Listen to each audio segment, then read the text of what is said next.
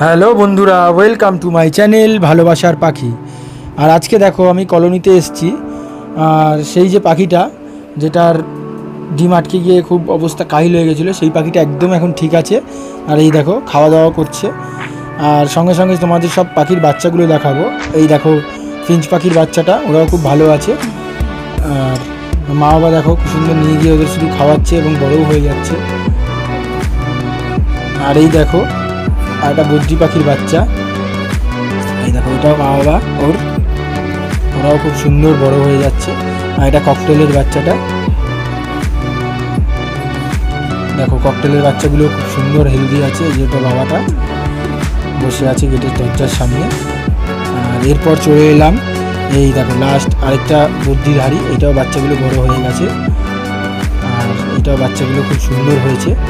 আর দেখো বন্ধুরা বাবাটা বাইরে বসে আছে। তো আজকের ভিডিওটা এই পর্যন্তই।